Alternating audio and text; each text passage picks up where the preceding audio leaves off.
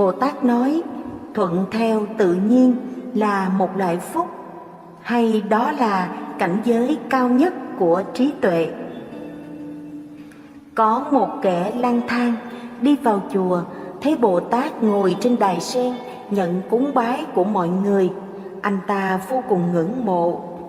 Kẻ lang thang nói: tôi có thể đổi chỗ ngồi với người một lát không? Bồ Tát trả lời: chỉ cần anh không mở miệng.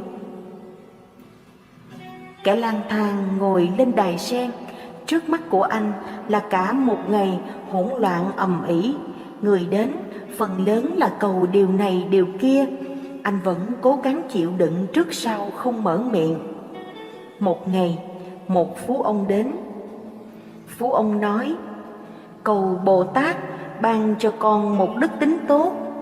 Nói xong, ông dập đầu đứng dậy, ví tiền lại bị rơi xuống mặt đất. Kẻ lang thang vừa muốn mở miệng nhắc nhở, nhưng kịp nhớ đến điều kiện của Bồ Tát. Sau khi phú ông đi ra, thì có một người nghèo bước vào. Người nghèo nói: cầu Bồ Tát ban cho con ít tiền. Người nhà con lâm bệnh nặng, đang rất cần tiền ạ. Cầu xong, ông dập đầu đứng dậy, nhìn thấy một túi tiền rơi trên mặt đất. Người nghèo thốt lên: Bồ Tát quả thật hiển linh rồi. Ông cầm túi tiền ra đi. Kẻ lang thang muốn mở miệng nói không phải hiển linh, đó là đồ của người ta đánh rơi. Nhưng anh lại nhớ đến điều kiện của Bồ Tát.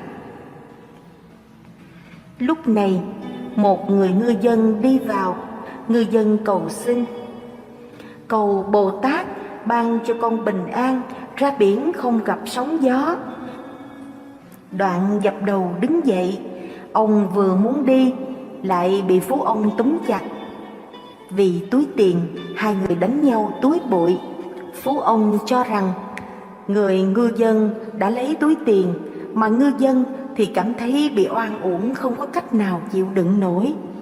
Kẻ lang thang không thể nhịn được nữa, anh ta liền hô to: dừng tay! Rồi đem chân tướng nói ra cho họ, tranh chấp nhờ đó mà đã yên.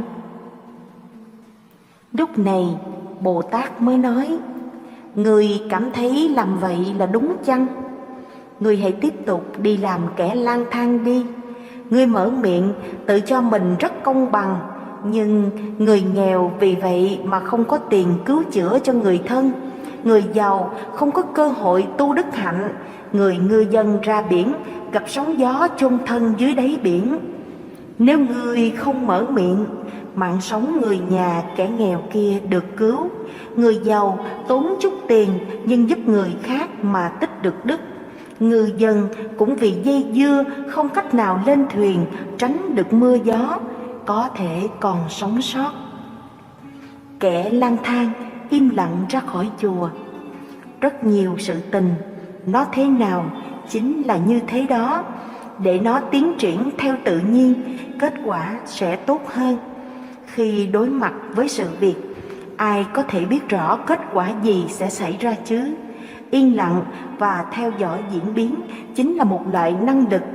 Thuận theo tự nhiên là một loại hạnh phúc. Con người một khi so đo tính toán quá nhiều sẽ tạo thành một loại ràng buộc. Bị mê lạc quá lâu sẽ tạo thành gánh nặng. Đường đời mưa gió gập ghềnh, nhưng nếu không trải qua mưa gió, sao có thể nhìn thấy cầu vồng? Thành công cũng tốt, thất bại rồi cũng qua đi, mọi sự đều đến rất tự nhiên.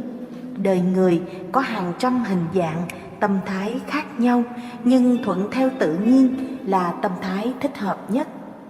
Kỳ thực, vạn sự không cần quá để ý.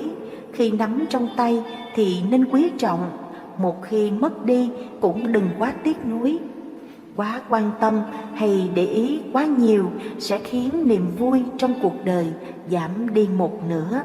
Xem nhạt một chút sẽ thấy cuộc sống phong phú và nhiều màu sắc hơn. Có duyên không có phận, hay có phận không có duyên, đều là sự thiếu sót, sự không tròn đầy trong sinh mệnh. Đừng để nó trở thành vật cản, làm hoang mang và làm cho con đường đời của bạn trở nên mịt mờ. Có thất bại sẽ có thành công, có hoàn mỹ sẽ có tiếc nuối. Thà rằng hãy để hết thảy thuận theo tự nhiên, bảo trì tâm thái thuận theo tự nhiên để đối mặt với cuộc sống, đối mặt với mọi sự vật con người gặp được trên đường đời. Đời người giống như nước chảy mây trôi, những thứ đã qua giống như nước đổ khó hốt, gương vỡ khó lành. Điều chúng ta có chính là hiện tại, nên là một người quên đi cực khổ từ trong sự khuyết thiếu và vỡ nát mà học được cảm tạ. Trong cuốn sách Đường đời trống rỗng, nếu như chúng ta có thể lặng lẽ viết thêm vào đó chính bản thân mình, nhuộm thêm những sắc màu khác nhau, vẽ lên những tia pháo hoa rực rỡ, đến một ngày nào đó, linh hồn và cuộc đời chúng ta sẽ tròn đầy viên mãn. Trong cuộc sống, kỳ thực có rất nhiều người mà chúng ta cho dù có muốn chạy thoát cũng không chạy thoát khỏi, không muốn nghĩ cũng vẫn phải nghĩ. Những điều này được gọi là duyên, thứ mà con người sờ không được. Đối mặt với duyên phận, đừng tìm kiếm và cũng đừng phiền não. Lúc duyên đến thì hãy trân quý, quý tiếc duyên. Lúc duyên đi thì nên thuận theo duyên. Hết thảy đều thuận theo tự nhiên mới là điều tốt nhất. Thế gian không ai hoàn mỹ, mọi người ai cũng đều là từ trong sai lầm và thất bại mà không ngừng lần tìm con đường ra cho mình, mà trở nên thông tuệ hơn, trở nên thành thục hơn và biết nhìn xa, trông rộng hơn. Không có ai vừa sinh ra đã hoàn mỹ, không có ai sống cả đời mà không từng phạm phải sai lầm. Chỉ cần không đi cố tình làm tổn hại người khác là tốt rồi. Tùy duyên đương nhiên không phải là phó mặc hết thảy sự việc và con người ở cõi hồng trần, lại càng không phải là buông xuôi. Chỉ theo đuổi sự vui chơi giải trí mà chính là bồi dưỡng một tâm thái bình tĩnh, xem nhạt mọi chuyện, xem nhẹ được và mất trên cuộc đời. Cho dù cuộc đời của chúng ta không thuần khiết, đẹp đẽ như mặt trăng, nhưng trong lòng chúng ta vẫn cần có một khoảng không khoáng đạt, rộng rãi, tiếp nhận tất cả. Duyên đến, duyên đi, duyên như nước chảy, nước đổ khó hốt, gương vỡ khó lành, huống chi là duyên phận. Cuộc đời ai mà không gặp những điều không như ý, những trắc trở, những điều quan trọng là mỗi người đối mặt với chuyện này như thế nào, bảo trì được một tâm thái lạc quan, hướng về phía trước, không đặt tâm quá nặng vào chuyện danh lợi, cũng không cố ý theo đuổi, thản nhiên đối đãi với cuộc đời mới là người có trí huệ. Hết thảy những gì xuất hiện trong cuộc đời đều không thể giữ lấy, chỉ có thể trải qua. Suy cho cùng, chúng ta bất quá cũng chỉ là những vị khách qua đường mà thôi. Một ngày nào đó, chúng ta sẽ vĩnh biệt hết thảy những thứ mà mình gặp trong cuộc đời này. Cho nên, sao phải vì những điều tạm thời ấy mà khổ sở trong lòng, suy nghĩ ngày đêm không yên? Luôn có những cơn gió vào sớm mai, luôn có mặt trời rực rỡ vào lúc hoàng hôn, hay những ngôi sao sáng vào đêm hè. Cho nên, chi bằng hãy luôn bảo trì tâm thái thuận theo tự nhiên mà sống. Có lẽ rất nhiều sự tình trong đời cũng không cần chúng ta phải làm phức tạp đến thế, và có lẽ cũng nhiều sự tình cũng có thể cải biến thành đơn giản hơn, vui vẻ hơn. Đợi một ngày nào đó, quay đầu nhìn lại, bạn sẽ phát hiện cho dù là xảy ra sự tình gì đi nữa thì mặt trời vẫn mọc từ phía đông và biến mất ở phía tây. Rất nhiều sự tình không cần phải so đo, tính toán quá nhiều. Rất nhiều sự tình không cần phải phân rõ ai đúng ai sai. Tính toán càng nhiều thì sẽ càng mệt. Càng tìm ra ai đúng ai sai thì sự tình càng trở nên rối ren và phức tạp hơn. Quả thực, được vui vẻ, khỏe mạnh, bình an mới là điều quan trọng nhất đối với mỗi người chúng ta. Trong cuộc sống nhiều quanh co này, có thể xem nhạt mọi chuyện, thuận theo tự nhiên thì cuộc đời mới khoái hoạt, an nhiên mà tự tại. Làm mà không cầu. Kỳ thực, trong cuộc đời, ai cũng có số phận và hoàn cảnh sống khác nhau, nên mỗi người cũng có những con đường khác nhau, những nguyện vọng mong muốn tốt đẹp ta có thể lưu giữ, nhưng đừng nên biến mình thành một người vì mục đích mà bất chấp tất cả. Hãy làm việc hết mình cho ý tưởng và những điều tốt đẹp của mình, nhưng chuyện thành bại thì bạn không thể kiểm soát được hết. Người xưa có câu, mưu sự tại nhân, thành sự tại thiên. Con người chỉ là một sản vật của tự nhiên, sản vật của vũ trụ, và có những quy luật vô cùng to lớn đang tác động lên con người. Đó là quy luật kinh tế, hoàn cảnh sống, phong thủy, tố chất của từng người, hay thậm chí là cả thiên tai, nhân họa. Tất cả đã tạo nên con đường mà đời người phải đi qua. Con người đơn lẻ đâu thể kiểm soát được những điều lớn lao đó. Tất nhiên, bạn có thể thay đổi được một đôi điều trong cuộc sống và số phận của mình, nhưng bạn sẽ sống nhẹ nhàng hơn khi không tìm cách đoạt lấy. Hãy buông những điều mình truy cầu xuống để bạn không bị khống chế trong chuyến hành trình đầy ý nghĩa cuộc đời, một chuyến đi không bao giờ trở lại.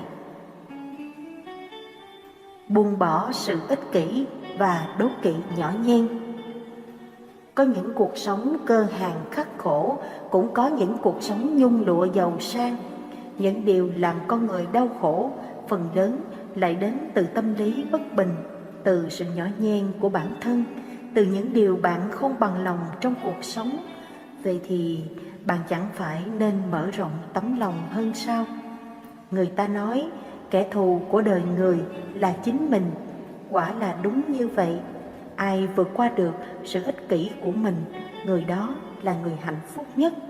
Người ích kỷ không có khả năng yêu thương người khác và cũng không có khả năng yêu thương chính bản thân mình. Sau cùng, hãy sống bao dung. Người ta sống trên đời này, không có ai là không gặp phải chuyện phiền phức, khổ đau, bệnh tật. Cuộc sống quá phức tạp và có rất nhiều điều mà người ta phải tự mình nếm trải.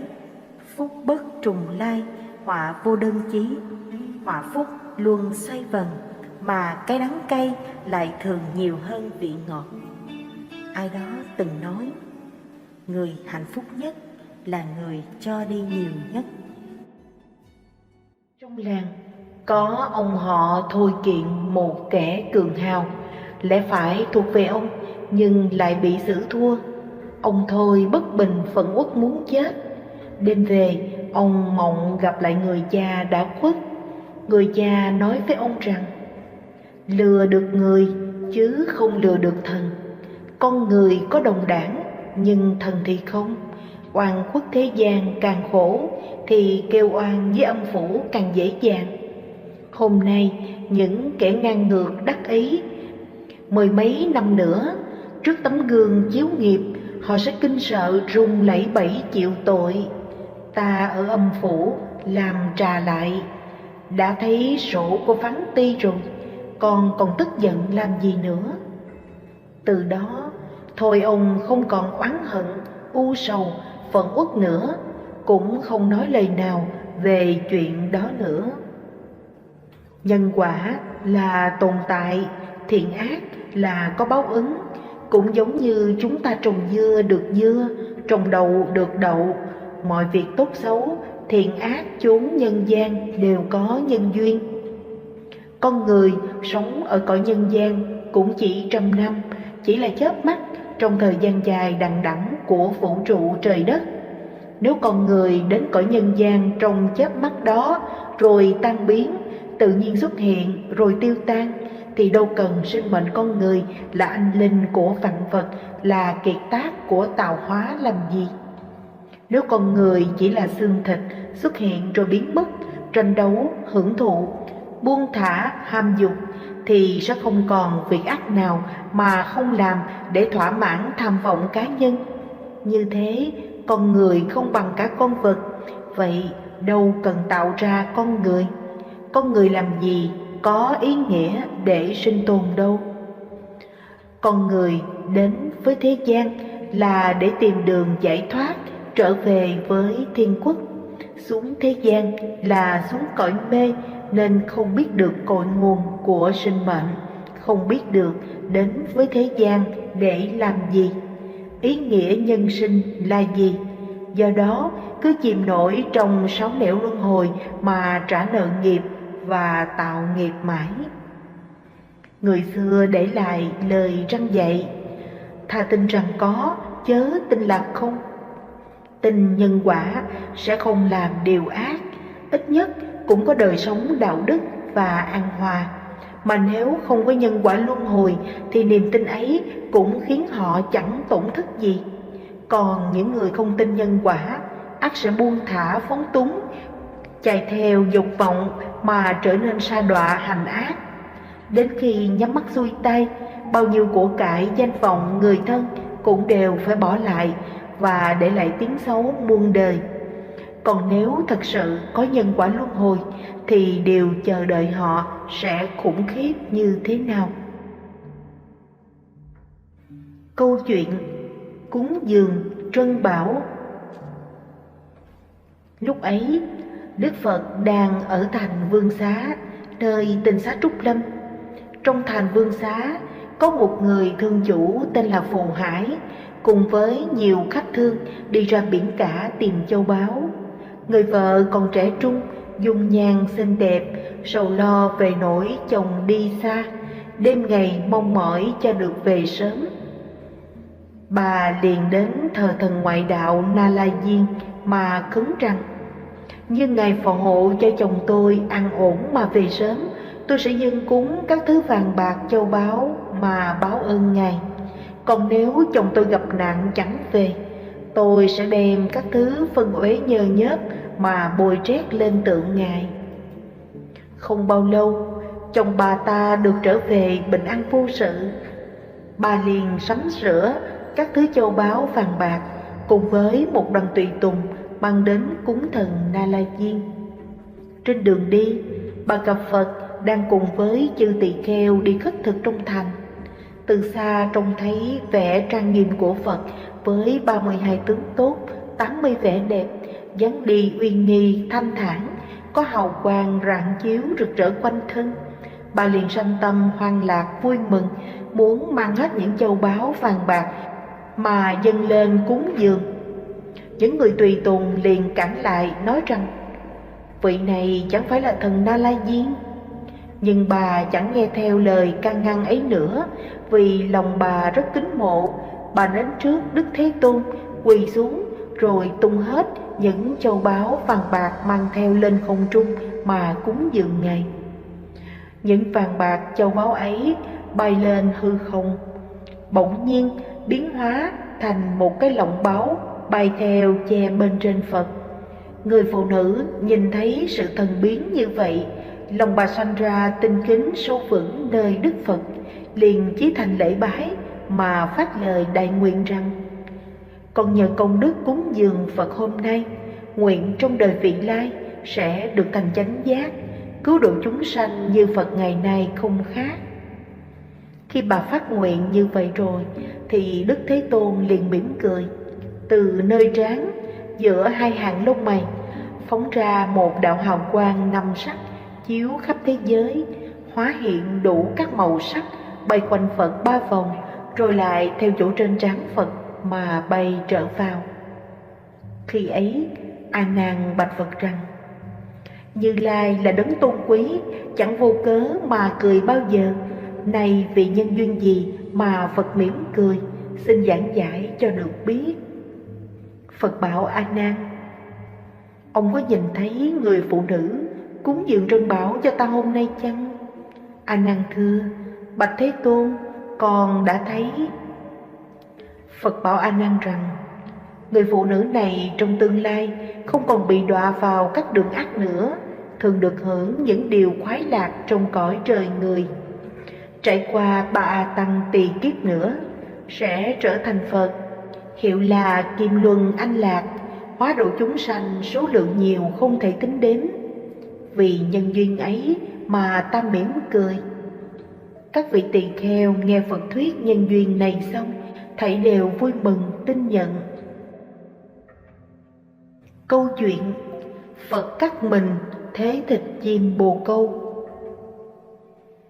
Trời quang muôn dặm, ánh dương chiếu khắp, cảnh sắc tươi vui. Đức Phật đi đến ven rừng, bỗng thấy một con chim ưng đang đuổi theo một con chim bồ câu trắng. Đứng trước nguy cơ bị mất mạng, bồ câu trắng thấy Phật liền sa vào lòng Ngài để lánh nạn. Đức Phật liền bảo vệ che chở cho nó. Chim ưng bèn xếp cánh đáp xuống một cành cây và nói: Ngài muốn cứu bồ câu thoát chết, lẽ nào lại để cho tôi chết đói? Đức Phật ung dung hỏi: Ngươi cần những gì để no lòng, ta sẵn sàng cung cấp cho ngươi. Chim ưng liền đáp: Tôi muốn ăn thịt. Đức Phật liền rút ra một con dao nhỏ, thản nhiên cắt thịt cánh tay trao cho chim ưng. Nhưng chim ưng chê ít, không bằng thịt bồ câu, do đó Phật lại cắt thêm thịt. Chẳng mấy chốc, thịt cánh tay cắt gần hết mà vẫn không làm sao đủ nặng bằng thịt bồ câu. Chim ưng hỏi Phật có hối hận hay không? Phật đáp: Ta hoàn toàn không hối hận một mảy may nào hết, vì muốn cứu vớt mọi sinh linh thì thịt cánh tay ta có gì là đáng tiếc. Nếu lời nói này của ta xuất phát từ trong lòng chí thành, thì mong thịt cánh tay ta sẽ liền lại như trước. Đức Phật thề nguyện vừa xong, quả nhiên thịt cánh tay Ngài trở lại như trước. Chim ưng liền hiện nguyên hình đế thích, vút lên không trung, hướng về phía Đức Phật thi lễ, miệng không ngớt tán thán rồi bay đi. Tin tức Đức Phật vì lòng từ bi cắt thịt cánh tay hiến cho chim ưng chẳng bao lâu truyền đi khắp nơi, khiến mọi người đều ca ngợi hạnh nguyện hy sinh cao cả của một bậc vĩ nhân. Câu chuyện Bầy lương xin cứu mạng. Vào khoảng năm Vạn Lịch đời nhà Minh, tại Hồ Thư Hàng Châu có một gia đình phú hộ họ Phu, bình nhật không sát sinh mà thích bố thí làm nhiều việc thiện. Năm ấy có một nhà láng giềng bị kẻ trộm lấy hết của cải. Họ Phu liền mở hầu bao lấy tiền cứu trợ. Người đàn bà láng giềng rất cảm kích trước tấm lòng cao thượng ấy, nên một hôm đem biếu khoảng 10 con lương cho cụ bà họ Phu để dùng làm thức ăn. Nhưng gia đình họ Phu ít khi nào dám sát sinh, nên đem số lương ấy thả vào trong một cái am, rồi lấy đồ đậy lại chờ đem phóng sinh. Chẳng may cả mẹ lẫn con đều quên bẵng chuyện ấy. Trải qua thời gian khá lâu, vào một đêm nọ, lúc sắp tàn canh, bà cụ mơ thấy khoảng 10 người mặc áo vàng, đầu đội mũ nhọn, đột nhiên đi vào phòng quỳ xuống thưa: Xin Thái phu nhân mở lòng từ bi, ban cho chúng tôi đường thoát nạn. Bọn mặc áo vàng ấy nói xong liền ra đi. Thái phu nhân chợt tỉnh giấc, trong lòng băn khoăn bất an, chợt nghĩ miên man mà chẳng hiểu cứu mạng sống cho những ai. Do đó bèn mời một ông thầy bói về nhà để xem việc tốt xấu thế nào. Bốc sư bói xong một quẻ liền bảo: Thái phu nhân chớ nên lo lắng, quẻ này lành chứ không dữ, lại quý tôn phủ đang có những sinh mạng thỉnh cầu phu nhân phóng thích. Phu nhân liền ra lệnh cho người nhà tìm kiếm khắp trong nhà ngoài sân, cuối cùng mới phát hiện ra 10 con lương lớn đang rộng trong am. Số lượng này tương ứng với 10 vị mặc áo vàng mà phu nhân trông thấy trong giấc mộng. Bà hoảng kinh thất sắc nói: Nguy thay, suýt nữa ta làm hại 10 sinh mạng này rồi. Lập tức bà truyền lệnh cho người nhà đem số lương ấy thả vào trong hồ. Từ đó về sau, con cháu nhà họ Phu ngày càng thịnh vượng. Cả đời tôi tin sâu hai điều. Thứ nhất, nhân quả Phật giảng chân thật không dối. Người ta thực sự có bị báo ứng nhân quả. Thứ hai, có những cảnh mắt thịt chúng sinh không nhìn thấu nhưng vẫn hiện hữu, và người học Phật chân chánh có thể cải đổi vận mệnh. Tôi muốn nói rằng không có việc gì vô duyên vô cớ xảy ra. Xin lấy chuyện chồng và con gái tôi mà nói, nhân duyên rất xấu. Cho dù tôi học Phật nhiều năm, song vẫn khó thể buông xả cắt đứt. Trong giấc mộng mới đây, tôi mơ thấy có một kiếp mình là tú tài nghèo, đã có vợ rồi, nhưng vì muốn cưới vợ bé mà ruồng bỏ vợ lớn. Con gái hiện nay của tôi vào kiếp trước là thiếu nữ, từng bị tôi cưỡng bức. Cô ta căm giận nói: tôi thù ông đời đời kiếp kiếp, nguyện sẽ làm ông tiêu tan tất cả. Tỉnh dậy tôi ngẫm kỹ, thế quả đúng không sai. Đời này tôi mang thân nữ, lo nhà cho chồng xong thì chia tay. Hiện nay chồng và con gái đối với tôi lạnh nhạt như người dân. Họ chỉ liên hệ khi cần tiền, ngoài việc đó ra thì chẳng thèm lý đến tôi. Những chuyện xảy ra cho chính bản thân tôi đều là có thực. Hôm nay tôi kể ra chỉ mong rằng những ai hữu duyên xem đến bài viết này sẽ cảnh giác, nhất tâm nhất ý, sám hối tu hành, làm theo lời Phật dạy, chọn pháp môn tu thích hợp căn cơ mình, hành cho thấu đáo để giải thoát xa lìa khổ đau. Riêng bản thân tôi tu pháp môn niệm Phật. Cha mẹ tôi qua đời rồi, tôi mới biết đến Phật Pháp. Ở công ty, cha mẹ của tôi luôn được mọi người ca ngợi là hiền lành, trung thực, tốt bụng. Nhưng mẹ tôi đến 57 tuổi thì chết vì bệnh ung bướu thực quản. Phụ thân tôi lúc 63 tuổi thì bị gãy xương chân, dẫn đến bại liệt và qua đời. Song thân tôi đồng mất trong một năm, chỉ cách nhau 3 tháng. Sau khi cha mẹ tôi mất, đã để lại cho tôi rất nhiều đả kích, khiến tôi hầu như sống không bằng chết. Có một thời gian tôi rất muốn chết luôn theo họ.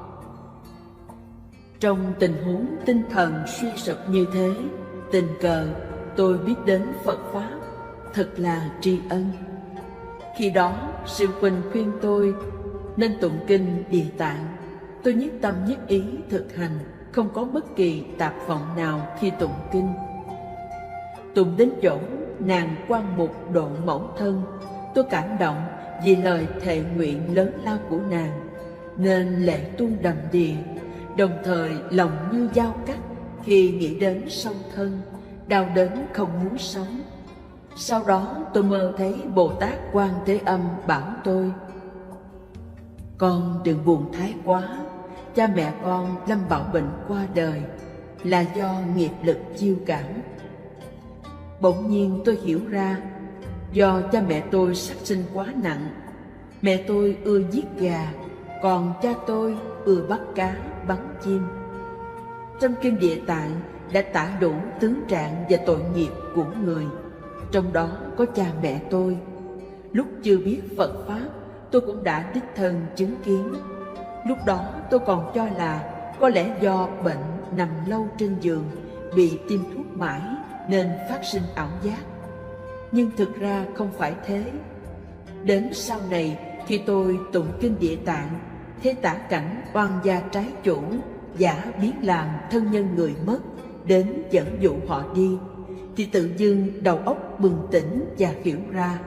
Thậm chí những việc hồi nhỏ tôi đều nhớ lại rõ hết, giống như xem cuộn phim chiếu trên màn bạc vậy. Tụng kinh Địa Tạng đến ngày thứ 3, tôi lại nằm mộng thấy Bồ Tát Quan Âm bảo: cha con đã đến Tây Phương, nhưng mẹ con thì còn hiện tướng. Thân trên là người, còn thân dưới có một chân là dê, một chân là bò. Nguyên là mẹ tôi hồi còn sống ở thế gian rất ưa ăn thịt bò, dê, còn hay giết gà. Bà bị bướu thực quản phải mổ. Xem như bà giết gà thế nào thì khi mổ giống thế ấy. Cổ bị lệch 10 cm, bụng cũng bị mổ, thảm đến chẳng nỡ nhìn. Cha tôi hồi còn sống ưa bắt chim trói chân chúng lại. Ngày nọ ông té từ trên cao xuống đất, khoảng cách chỉ độ 1 mét. Vậy mà bị gãy chân dẫn đến liệt não, khổ hết chỗ nói. Sở dĩ tôi kể lễ dài dòng là vì muốn chư vị hiểu rõ, ai được nghe Phật Pháp là có phúc duyên rất lớn. Hãy dốc lòng tha thiết, nguyện, tin, hành và đem lòng tri ân, tự biết lỗi sám hối, chân thành tu niệm. Còn một việc nữa, trước đêm Vấn Xuyên bị đại địa chấn, tôi nằm mơ thấy rất đáng sợ. Có thiên nhân phẫn nộ nói: bọn các ngươi những tội sát đạo dâm vọng, không ác nào mà không làm. Kể cả kẻ tu học Phật mà tâm niệm chẳng tương ưng, phải để cho các ngươi tự nếm ác quả của mình. Nói xong, một chân thiên nhân tung ra đạp chết rất nhiều người, đá sập rất nhiều nhà. Bàn chân ông to khổng lồ định tiến tới giẫm đạp tôi. Tôi phát hoảng, vội cầm miếng giáp sắt màu trắng che trên đỉnh đầu, miệng liên tục niệm Nam Mô A Di Đà Phật và thoát nạn. Tỉnh dậy, mồ hôi tuôn đầy. Nghe ngoài đường con chó đối diện sủa rất ghê. Tôi lập tức ngồi bật dậy đọc câu phàm hữu tướng gia thị hư vọng để tự trấn an mình. Nào về trưa hôm sau, Vấn Xuyên xảy ra động đất. Điều thứ ba là lúc tôi học Phật, có một dạo hay chạy đông rảo tây, đối với việc tu học và pháp môn niệm Phật sinh thối tâm, nên có lúc muốn buông hết, bỏ không tu nữa. Nào về tối đó tôi nằm mộng, thấy Phật Thích Ca bảo: con phải kiên tâm, Tây phương có Cực Lạc, có Phật A Di Đà. Nói xong Ngài đưa tay chỉ, tôi liền thấy Phật A Di Đà tỏa ánh kim quang chói lọi chiếu đến tôi. Giữa không còn xuất hiện hàng chữ vàng thật to, trên viết mấy chữ: Tây phương có Cực Lạc, Tây phương có Phật A Di Đà. Qua đây tôi muốn nói, nhân quả không hư dối. Kinh Kim Cang từng ghi: lời Như Lai là chân ngữ, thật ngữ, bất dị ngữ. Quả đúng như vậy. Hôm nay tôi kể những việc này theo Phật Pháp giảng là không nên nói ra, nhưng do tôi thấy rất nhiều chúng sinh học Phật chỉ chú trọng hình thức mà chẳng thực tu, trong lòng rất đau xót. Phật Pháp không dễ gặp, không dễ được nghe, thân người cũng khó được. Ai được nghe, được biết đến Phật Pháp thì có thể nói là nhiều đời nhiều kiếp họ đã trồng căn lành chín mùi nên mới được gặp Phật Pháp.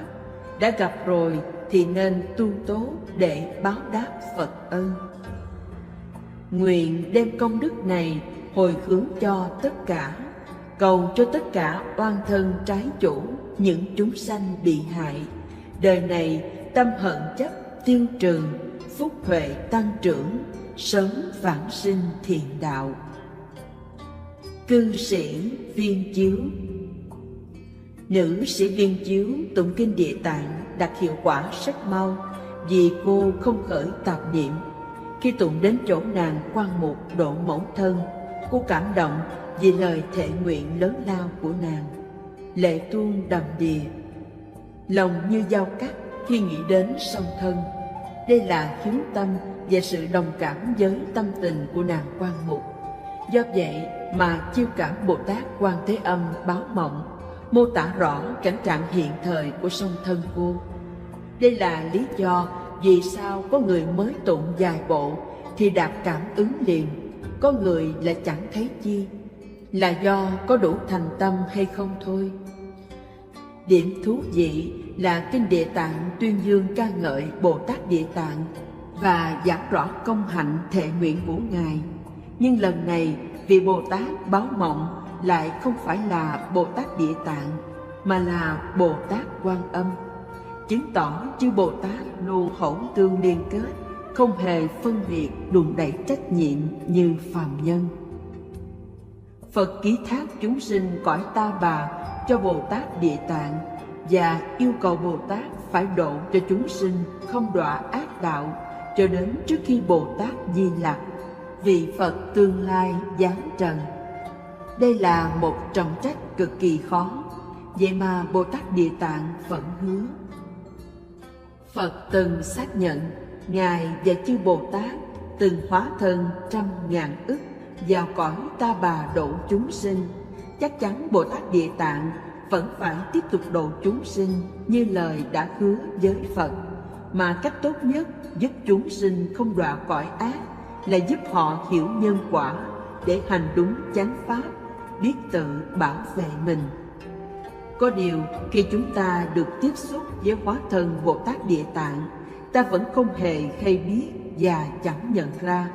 Song cũng rất dễ nhận ra Bồ Tát, vì bất cứ ai gặp Ngài hay ở xa mà nhận được lời dạy của Ngài thì đều có chung một điểm là lực tỉnh giác mãnh liệt, tinh tấn tu, dũng mãnh, nguyện dứt ác tu thiện, bỏ mặn ăn chay, nghiêm trì giới luật, chặn đứng con đường sa vào ác đạo ngay trong hiện đời. Chị của Ích Tây. Bài này là nguyên tác của A Minh thuộc bên Phật giáo Tây Tạng, kể về một phụ nữ tự sát. Thông thường những người tự sát đều đọa địa ngục, nhưng nhân vật nữ trong đây không những chẳng đọa địa ngục mà còn chuyển sinh làm nam. Xin chuyển đến quý vị làm tư liệu nghiên cứu. Trong giới luật Phật chế, không những cấm tự sát mà còn luôn nhấn mạnh tự sát là tội cực kỳ nặng. Người tự sát lúc chết thân tâm mang nhiều thống khổ, tạo thành cừu hận. Vì những niệm này mà sau khi tự sát rồi, nếu phúc mỏng phải sa vào địa ngục, thọ đại thống khổ. Những người có hành vi tự sát ngay trong đời này là đã gieo hạt giống tự sát vào tàn thức, tạo thành tập quán nên có thói quen ưa tự sát, khiến tương lai đời đời kiếp kiếp họ rất dễ dàng tái lập hành vi tự sát. Hơn nữa, kiếp sống nào cũng bị quả báo mang nhiều bệnh, đoạn thọ, vì tội không biết trân quý sự sống mình từng có được. Trong bài này, người tự sát là chị của Ích Tây. Chị ông từ khi phát hiện ngực mình có khối u, khi đến y viện khám mới hay là ung bướu ác tính thời kỳ đầu, bắt buộc phải phẫu thuật. Nhưng do y viện không đủ điều kiện nên phẫu thuật không thành công, mà còn dẫn đến hậu chứng viêm nặng. Sau đó bệnh phát tán dữ dội. Chị ông chữa trị một thời gian rồi, do chịu không nổi bệnh đau và thống khổ hành hạ, lại vì bệnh này mà khiến kinh tế gia đình càng thêm khó khăn. Cùng đường, chị treo cổ chết. Ích Tây mỗi lần kể lại chuyện này tỏ ra rất thương tâm. Ông đã mời thỉnh rất nhiều cao tăng người Tạng lẫn Hán, liên tục tụng kinh cầu siêu cho chị mình. Do tôi và Ích Tây có duyên lành, may mắn được quen nhiều vị có thần thông. Vì vậy, ông đã nhiều lần hỏi họ về việc chuyển thế đầu thai của chị mình. Kết quả, mỗi lần hỏi đều có đáp án trùng khớp giống nhau đến ngạc nhiên. Trong đây có vài lần tôi tận mắt chứng kiến. Vì muốn cho quý vị có tư liệu tham khảo nên tôi không ngại mình vụng về thiển lậu, xin ghi ra đây để chia sẻ. Do chuyện này xảy ra đã khá lâu nên khi thuật lại khó đầy đủ chi tiết. Nhưng điểm chính là việc này hoàn toàn có thật, ngàn chân muôn thật. Lần thưa hỏi vị thần thông thứ nhất, tôi quen nữ lạc ma này nên đã xin bà cái hẹn để dẫn Ích Tây tới gặp. giúp ông giải tỏa những điều thắc mắc. Dù ít Tây nghe tôi giới thiệu rồi, song vẫn có chút hoài nghi về năng lực của vị này. Gặp nhau xong, qua một hồi thưa hỏi, ông mới tin vị này thật sự có thần thông. Thế là ông hỏi việc chuyển thế của chị mình. Sau một hồi quan sát, vị sư nữ này tả rõ tình huống chuyển thế của chị ông. Mặc dù tôi có mặt tại đó, nhưng thời gian tính đến nay đã quá lâu, nên quên hết các tình tiết tỉ mỉ. Tôi chỉ nhớ rằng vị này nói chị của Ít Tây đã chuyển thế đầu thai đến một gia đình có 6 người, hiện là một bé trai 2 tuổi. Còn tả rõ nhà đó có mấy phòng, không phải nhà lầu, xây nơi sườn núi và có một con sông gần đó. Tương đối bà mô tả rất kỹ. Nghe vậy, Ít Tây nửa tin nửa ngờ, bởi lúc chị ông chết, người trong nhà không kịp báo tin cho ông hay. Phải một thời gian lâu ông mới biết. Ít Tây nghĩ rằng chị mình treo cổ chết. Hơn nữa suốt trong 49 ngày, người nhà không có mời Đại Đức Cao Tăng siêu độ. Như vậy theo lý, đương nhiên thì phải vào địa ngục. Không thể nào có chuyện chị chẳng vào địa ngục mà còn được chuyển sinh làm nam. Tôi bèn biện bác, cho dù anh biết hung tin chị mất rất muộn, nhưng cũng đã tận lực tụng kinh cầu cho chị, nên nhờ vậy mà chị được siêu thoát. Hơn nữa, số tuổi đứa bé tái sinh kia xét ra rất ứng hợp với thời gian từ sau khi chị anh mất. Nhưng Ít Tây vẫn không chịu thừa nhận. Anh khăng khăng nói là mình tu hành không giỏi. Cho dù có tụng kinh cầu siêu thì cũng không có đủ uy lực mạnh như thế. Tôi phản đối. Người tụng kinh có thể kén công đức, nhưng uy lực kinh điển Đại Thừa là vô biên. Hơn nữa nghiệp duyên không thể nói hay suy lường được. Chị anh chẳng vào địa ngục mà chuyển sinh làm nam cũng không phải là chuyện lạ khó tin. Hơn nữa anh cũng có mời chư tăng Hán Tạng cầu cho mà. Nhưng Ít Tây vẫn còn băn khoăn. Lần hỏi thứ hai. Sau đó 2 năm, tôi và Ít Tây lại tìm hỏi một vị thuật sĩ là Lạc Ma Kiên Tán. Ông này sau một hồi quan sát đã cho đáp án giống y như lời vị nữ Lạc Ma trước đây đã nói, nhưng ông mô tả tỉ mỉ hơn. Có điểm khác biệt là bé trai kia giờ đã tăng thêm 2 tuổi, do 2 năm sau Ít Tây mới thưa hỏi tiếp. Lần này Ít Tây rất kích động. Anh đã bắt đầu tin về tình huống chuyển sinh của chị mình. Nhưng anh vẫn nói với tôi, phải thỉnh một vị thượng sư tu Kim Cang Thừa quán sát giùm cho lần nữa, thì anh mới yên lòng. Lần thứ 3, thỉnh vị Phật sống Ca Chu trứ danh cầu mộng quan sát. Chúng tôi quen một vị Lạc Ma nổi danh ở huyện lân cận. Kiếp trước Ngài là một Rinpoche vô cùng nổi danh ở đất Tạng, hầu như ai cũng biết. Mặc dù đời trước Ngài có học thức vô cùng uyên thâm, nhưng Ngài lại nổi tiếng về thần thông cao tột. Đời này Ngài tái sinh, xuất gia học Pháp tu trì, sự nghiệp độ sinh vô cùng sung mãn, vẫn hiển lộ nhiều chuyện thần kỳ. Tôi và Ít Tây rất có duyên lành với Ngài. Hơn nữa, ngay lần đầu Ít Tây đến bái kiến Thượng Sư, thì đêm trước đó Ngài đã mơ thấy một điềm lành. Chúng tôi ngủ tại chỗ Thượng Sư mấy tháng, cùng học Tạng ngữ và giúp Ngài về Hán ngữ. Hôm nọ, Ít Tây thu hết can đảm hỏi Thượng Sư về việc chuyển thế đầu thai của chị mình. Phải nói là Ít Tây rất có duyên lành nên được Thượng Sư đặc biệt quan tâm. Tối đó, Ngài nhập mộng quan sát. Sáng ra, Ngài truyền thị giả kêu tôi và Ít Tây vào phòng mình, rồi dịu dàng thuật lại tình huống chuyển sinh của chị Ít Tây. Về căn bản thì cũng giống như 2 lần trước. Có khác chăng là Thượng sư giải thêm cho Ích Tây hiểu. Do bé trai hậu thân của chị ông kiếp trước tự sát chết, nên đời này sẽ phải chiêu lấy hậu quả bị nhiều bệnh hoạn, đoạn thọ. Vì vậy, Ích Tây cần phải tụng kinh và phóng sinh thật nhiều để hồi hướng cho chị, may ra mới có thể hóa giải tình huống bất lợi kia. Cuối cùng Thượng sư nói, chỗ của chị ông chuyển thế, cư ngụ rất gần nhà Ích Tây. Ngài mỉm cười hỏi Ích Tây, con có muốn đi tìm gặp bé trai là chị mình chuyển sinh hay không? Lần này Ích Tây đã hoàn toàn tin vào việc đầu thai vào cõi thiện của chị mình. Hơn nữa, đối với Thượng sư còn phát sinh niềm tin vô hạn. Anh xin được thọ giáo học pháp với Ngài. Thượng sư bèn quan sát căn cơ và nhân duyên Ích Tây, rồi truyền cho anh pháp bổn tôn phi thường thù thắng. Sau đó, Ngài giới thiệu anh đến thọ giáo với một vị lạc ma thành tựu đại viên mãn.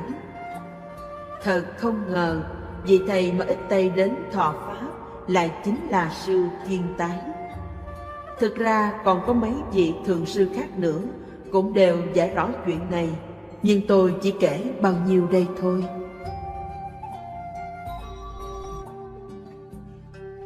Tự sát đọa cõi ác. Thượng sư Đạt Nhi được công nhận là một vị hóa thân thù thắng, công phu cao, thành tựu đại viên mãn.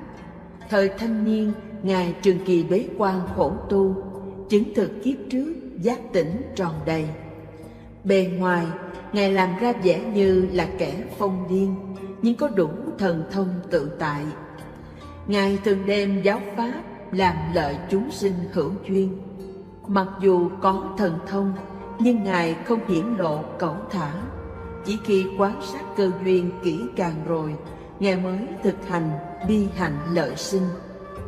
Thế nên, dù có nhiều người thỉnh Ngài quan sát vị lai hay các nhân duyên khác, Ngài thường dịu dàng từ chối, lấy cớ mình là phàm phu, không rành việc ba đời, và giải thích rằng tất cả đều do nghiệp quá khứ đã chín mùi nên trổ quả, cần thản nhiên gánh lấy và chân thành cầu Tam Bảo gia trì cho tất cả vô ngại. Nhưng khi gặp nhân duyên thù thắng thì Ngài cũng tùy cơ tiết lộ, làm lợi cho chúng sinh hữu tình. Bây giờ tôi xin ghi sơ lại những điều mình đích thân chứng kiến, cảnh Ngài dùng trí tuệ cao thâm quan sát nhân quả ba đời để chia sẻ cùng mọi người. Đầu tháng 6 năm 2000, Ngài được mời đến Trung Quốc hoằng pháp, tạm trú vài ngày ở Thành Đô. Được vô số tín chúng đến bái kiến thịnh giáo, Ngài không nề mỏi mệt, luôn đáp ứng cho họ mãn nguyện.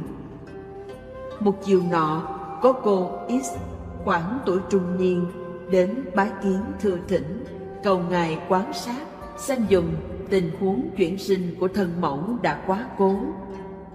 Cô X kể rằng, vào năm 1994, do cây cãi trong gia đình, mẫu thân cô uống thuốc độc tự sát. Khi đó cô chưa biết Phật Pháp, chưa quy y Tam Bảo.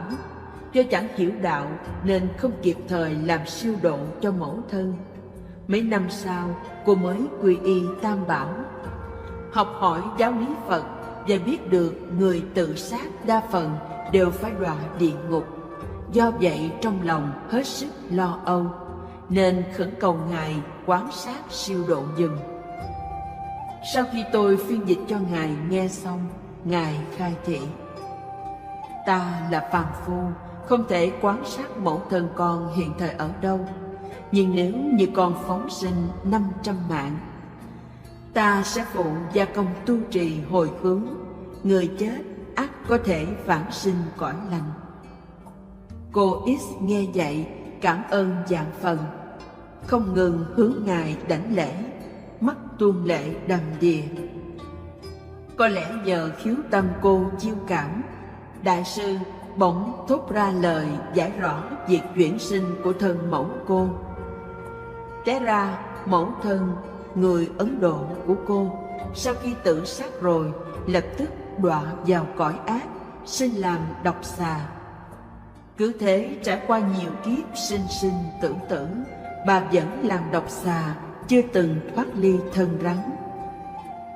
Sau này nhờ người nhà thỉnh tăng chúng siêu độ cho, nên thân mẫu cô trong thời gian ngắn tạm thoát kiếp độc xà, được chuyển sinh vào cõi lành. Nhưng do thiếu thiện căn, chẳng được biết Phật pháp tu trì, nên bà lại đọa làm độc xà tiếp tục. Cứ thế bà mang thân rắn tới lui rất nhiều lần. Kỳ này Đại sư đặc biệt hứa sẽ tụng kinh gia trì, hỗ trợ bà vãng sinh tịnh độ. Ngài còn dặn dò cô X nhất định phải tạo phúc, như phóng sinh, tụng kinh, hồi hướng thêm cho mẹ. Tôi phiên dịch lời Ngài dạy cho nữ sĩ nghe. Cô phi thường cảm kích, xác nhận sư nói về mẹ cô như thế là rất đúng. Bởi vì lúc mẫu thân qua đời, cô vẫn chưa quy y, mãi đến năm 2005 mới bắt đầu quy y. Quy y xong thì cô đã nhiều lần tại các chùa trên đất Hán tổ chức đạo tràng thủy lục để cầu siêu cho mẫu thân. Sau đó cô thường nằm mộng thấy mẹ mình hiện tướng rất thống khổ, vì vậy trong lòng luôn lo lắng bất an. Gần đây có lần cô nằm mơ thế này. Mới đầu thấy mình cùng mẫu thân đi dạo trên đại lộ, sau đó thì không thấy mẫu thân đâu, chỉ thấy có con đại mãng xà đang đẻ trứng trên đường. Tỉnh mộng rồi, trong lòng cô càng thêm bất an khủng hoảng, sợ rằng mẫu thân đã đọa vào thân rắn. Lần này nghe tin đại sư tạm lưu lại thành đô, cô mạo muội đến thỉnh giáo. Không ngờ may mắn được nghe Ngài nói ra chuyện chuyển sinh của mẹ. Đối với ân đức này, cô vô vàn tri ân và càng tăng thêm tín tâm. Cô hứa sẽ làm theo lời Ngài dạy, nỗ lực tạo phúc cho mẹ và xin được y chỉ thượng sư, nương theo Ngài tu trì thật tốt để sớm thoát luân hồi, làm lợi chúng sinh. Những người có phúc duyên hiện diện tại đó, sau khi nghe đại sư giảng, đều phát sinh tín tâm đối với Ngài và nhân quả ba đời, nguyện theo Ngài hành pháp tu trì. Những điều tôi ghi thuật ra đây đều có chúng cư sĩ tại hiện trường làm chứng, là chuyện chân thực, không dối. Giải thích thêm, có những cuốn sách do người khai mở thiên nhãn bên Tây Phương lẫn Đông Phương viết thuật. Họ kể về cảnh giới của người tự sát sau khi chết rất thê thảm, có nhiều điểm giống nhau. Nếu người tự sát biết rõ cảnh khổ khốc liệt đang đón chờ họ, thì chắc chắn họ sẽ không dám tìm đến cái chết. Kẻ tự sát sau khi chết rồi phải nhận lãnh thống khổ to lớn gấp trăm lần khi sống. Tất nhiên, thông thường họ phải đọa địa ngục, nhưng do dương thọ chưa tận, đời này quả báo phải trả cũng chưa hoàn xong, nên quả báo càng chồng chất và họ phải tự gánh lấy. Chưa kể còn có thêm tội bất hiếu và tội tự hủy hoại thân.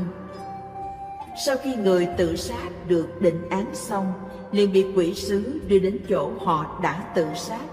Nếu tuổi thọ họ là 70 mà 40 tuổi đã tự sát, thì họ phải quay về địa điểm mình đã tự sát, hàng ngày tái hiện lại hành vi này.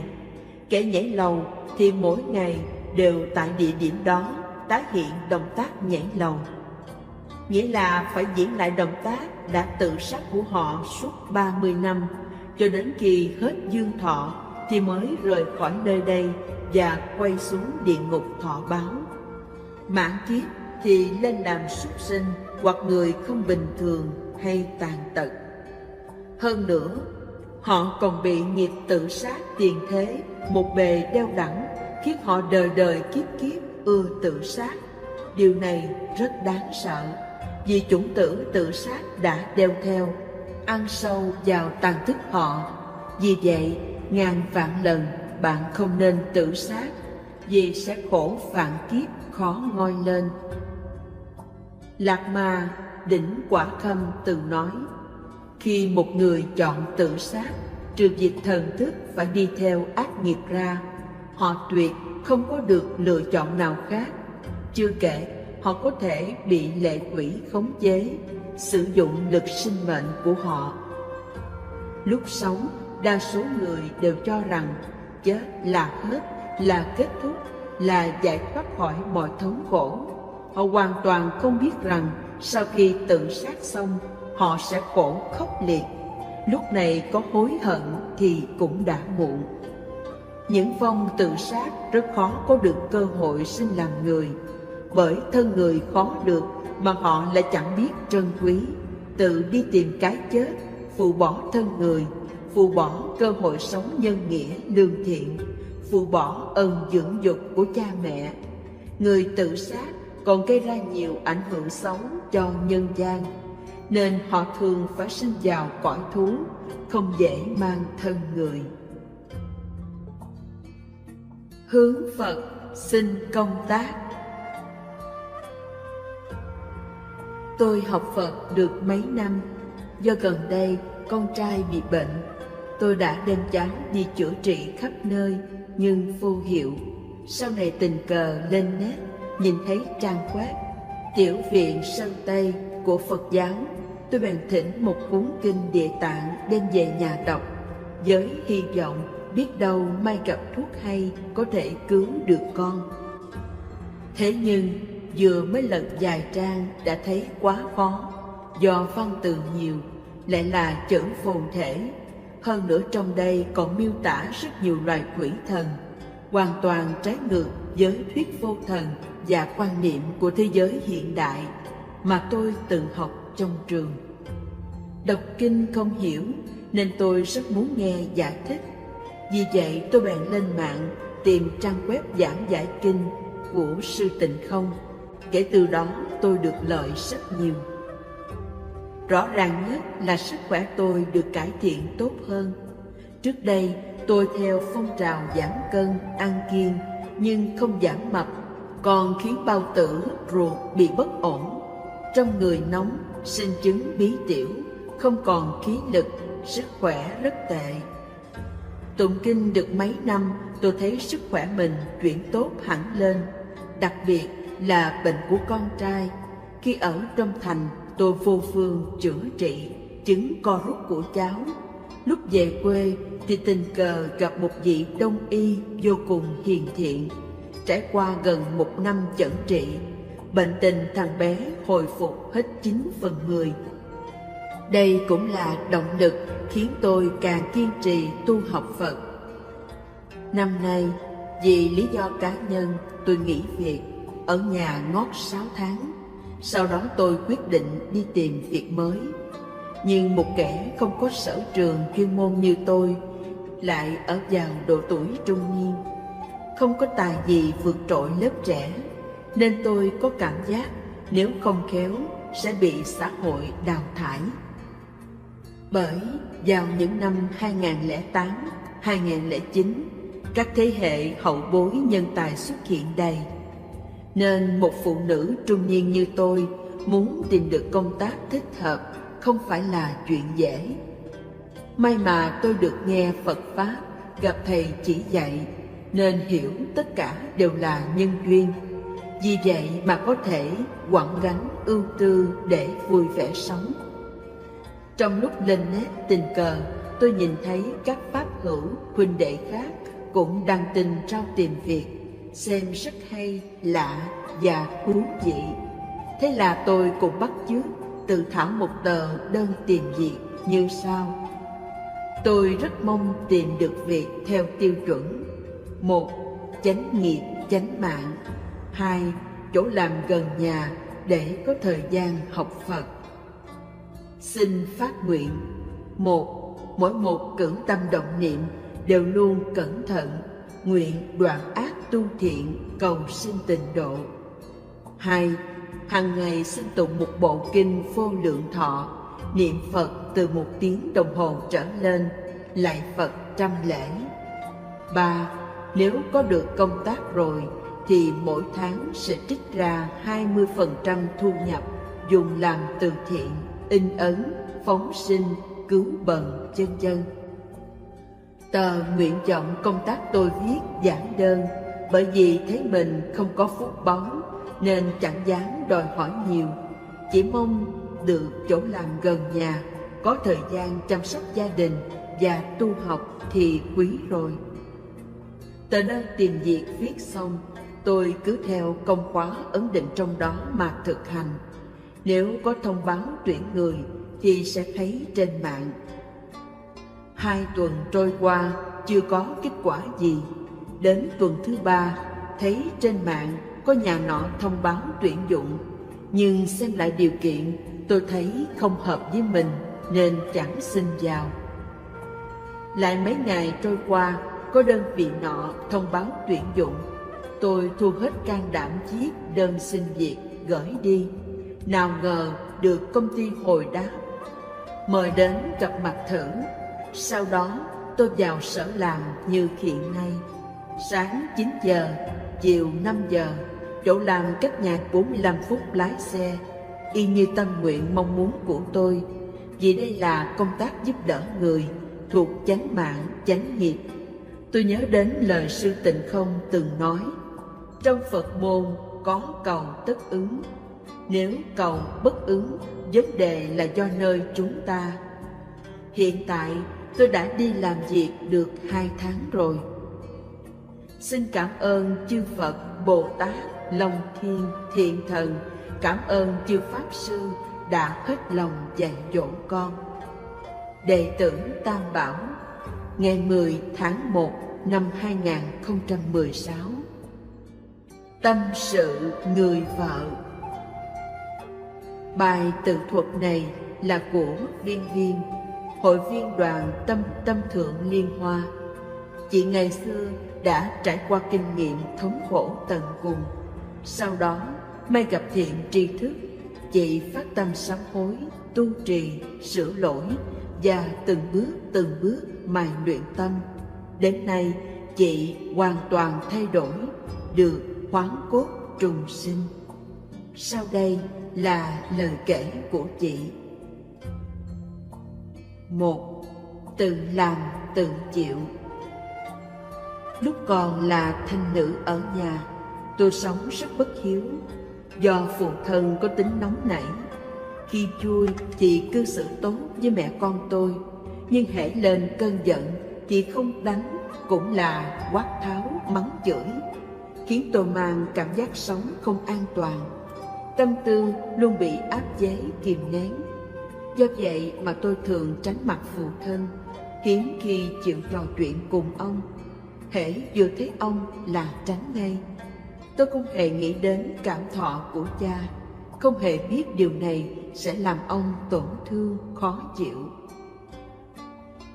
Sau này, từ An Huy, tôi chuyển đến Thượng Hải sống và quen biết người chồng hiện tại bây giờ. Mới đầu, hàng ngày chúng tôi nhắn tin cho nhau, bỏ nhiều thời gian trò chuyện qua phone. Tình cảm ngày càng thấm thiết, hơn 1 năm thì kết hôn. Kết hôn xong, tôi sống chung với ba mẹ chồng. Mới đầu qua giai đoạn khách sáo, rồi thì bầu không khí chuyên chế, hung hãn, áp bức, nghi ngờ bắt đầu vây bủa quanh tôi. Chồng tôi bận đi làm, đến tối mới về. Tôi đa nghi về Tào Tháo, nên hay nghi thần nghi quỷ, không ngừng gọi điện cho anh. Bây giờ nghĩ lại, đây cũng do tôi lớn lên từ gia đình có cảm giác không an toàn. Lại thêm tôi chưa hiểu Phật Pháp, quen chìm trong vô minh, không biết tỉnh giác, kiểm soát tự ngã. Tôi lúc đó rất lười nhác, tan sở về nhà thì lo ngủ cho tới lúc ăn cơm còn không muốn thức dậy. Mẹ chồng kêu ra ăn cơm, tôi vẫn không vui. Bản thân tôi hễ cho ra chút gì là luôn muốn được nhận lại, không thu được chi thì ôm phiền vào lòng. Có lần tôi còn đến công ty của chồng mách chuyện, không hề nghĩ mình làm như vậy sẽ tạo thành ảnh hưởng không tốt nơi đơn vị anh. Chồng tôi rất tức giận, lại thêm những mâu thuẫn trước đây tích lũy, khiến anh rất khó khăn. Kết quả, đây là lần đầu anh đề nghị ly hôn. Đương nhiên tôi chẳng đồng ý, mặc dù bên ngoài tôi giả bộ nhún nhường, nhẫn nhịn, nhưng trong lòng tôi rất tức giận, cảm thấy bọn họ, tất cả nhà chồng, đều có lỗi với tôi. Đã cưới tôi về, vì sao không cho tôi vui vẻ?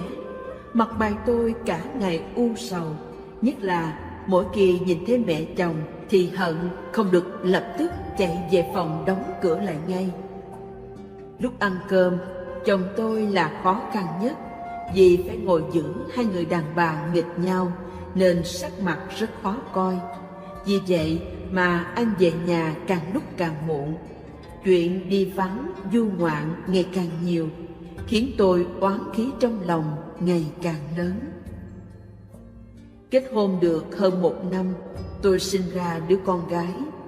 Đây đúng ra phải là một việc hạnh phúc, nhưng những ngày tháng thống khổ của tôi lại bắt đầu. Bởi vì đối với mọi sự tình, tôi luôn nhìn theo chiều hướng xấu. Mẹ chồng chăm sóc tôi suốt thời gian ở cữ. Bà có bệnh suy nhược thần kinh, tối hay bị mất ngủ. Cha chồng còn phải đi làm, nên các việc trong nhà, bồng cháo, nấu nướng đều do bà lo. Tôi còn oán bà buổi tối không chịu trông cháu. Hết tháng ở cữ rồi, tôi chăm sóc con, càng cảm thấy mẹ chồng chỗ nào cũng muốn gây khó dễ cho mình. Hễ tôi xem tivi, bà cố ý nghiêng người không cho tôi xem. Tôi thay đồ cho con rồi, bà lại cố tình thay cho cháu bộ khác nữa. Bây giờ nghĩ lại, thật ra những việc mẹ chồng làm là không có gì sai. Tất cả đều do tôi quá nhạy cảm, quá đa nghi, tự mình suy diễn chủ quan thôi. Lúc đó, mỗi lần về nhà thăm cha mẹ ruột, tôi luôn than kể mẹ chồng và phu quân đối với tôi không tốt. Mẹ tôi yêu con gái nên bênh tôi và nghiến răng trách họ. Cha tôi ở cạnh cũng nổi lôi đình theo. Khi con tôi được 6 tháng, tôi đòi đi làm, đem con giao cho mẹ chồng. Vì không muốn gặp mặt mẹ chồng nên tôi cứ sớm đi tối về. Chồng và con tôi đều chẳng quản. Cuối cùng dẫn tới một ngày xung đột bùng phát. Mẹ chồng thấy tôi cả ngày chẳng quản gia đình, cũng chẳng lo cho con. Bà hết nhịn nổi, bèn tìm đến nhà tôi để mắng vốn. Do trước đó tôi đã ca cẩm nhà chồng rồi, nên khi mẹ chồng tôi vừa vào đến cửa thì mẹ tôi nổi đoá, gây cãi với bà, âm ỉ tới mức đồ đạc bị ném tung ra ngoài. Lần xung đột này mở màn cho chồng tôi cùng đứng lên bên mẹ. Anh kiên quyết yêu cầu ly hôn. Hơn nữa còn cấm không cho phép tôi ngủ lại trong nhà họ. Một mình tôi thuê nhà ngủ bên ngoài, con gái không thể gặp, chồng cũng không thể đến. Tôi còn phải đối diện với sự truy hỏi và tức giận của cha mẹ. Lúc đó trong lòng tôi có hối hận, nên đã ngỏ lời xin lỗi với chồng. Phu quân tôi rất tốt, anh cho tôi tiền thuê phòng. Mỗi cuối tuần đều để tôi được gặp con gái. Bây giờ nghĩ lại mới thấy anh và mẹ chồng tôi thật là từ bi, khoan hồng độ lượng. Duy chỉ lần này, bất kể tôi cầu xin thế nào, anh vẫn kiên quyết đòi ly hôn. Hàng ngày tôi thui thủi một mình trong phòng thuê, ngồi khóc mướt. Ngày nào cũng chỉ ngủ 3-4 tiếng, khóc mệt thì ngủ, sau đó thức dậy thì tiếp tục khóc ướt đẫm chiếc gối. Tôi nhớ con gái, trong lòng đau như dao cắt. Đầu tóc tôi chỉ mấy tháng mà bạc đi rất nhiều. 2. Càng đi càng sai. Chìm trong mê muội thống khổ cực đoan, tôi bỗng nhớ tới Bồ Tát Quan Âm cứu khổ cứu nạn. Thế là vội đến chùa chiêm lễ tôn tượng từ bi của Ngài, rồi thỉnh một tượng nhỏ của Ngài về thờ. Hằng ngày đứng trước Ngài lễ bái. Lúc đó tôi hoàn toàn không hiểu thế nào là tu hành chân chánh theo Phật Pháp. Chỉ nghĩ rằng lễ trước Ngài như vậy là tin Phật, Ngài sẽ chúc phúc cho tôi. Không ngờ đối với một kẻ hiểu biết Phật Pháp cạn cợt như tôi mà Bồ Tát cũng rủng lòng xót thương gia hộ. 3 tháng sau, chồng tôi nghe bạn bè khuyên giải, chẳng đòi ly hôn nữa. Lúc đó, tôi tuy có ý hối hận và mừng vui vì nguyện ước đạt thành, nhưng trong lòng vẫn còn nhiều điều chưa cam tâm. Con cảm thấy mình là kẻ bị hại, là một nàng dâu trẻ bị bên chồng ức hiếp đuổi ra khỏi nhà. Tôi ở ngoài thuê nhà cư ngụ ngót 3 năm. Trong 3 năm này, chồng tôi cũng thành ra ở 2 chỗ. Những tình tiết trong đây khó mà kể hết. Sau 3 năm, nhà cũ bên chồng tôi được phá bỏ, giải tỏa, di dời định cư, nên chúng tôi được chia một căn nhà. Lúc đó tôi nghĩ, bây giờ cuối cùng đã có thể không còn phải ngủ chung với mẹ chồng nữa. Tôi không nhìn thấy mẹ chồng, tóc ngày một bạc, hình dung tiều tụy, thân thể gầy ốm, đối với những gì bà đã hy sinh cho con trai. Lúc đó tôi nghĩ rằng tất cả bất hạnh của mình là do bà tạo ra. Thế nên tôi tự tạo nghiệp chướng hết chỗ nói. Mang tâm tư đó thì bi kịch chắc chắn phải xảy ra.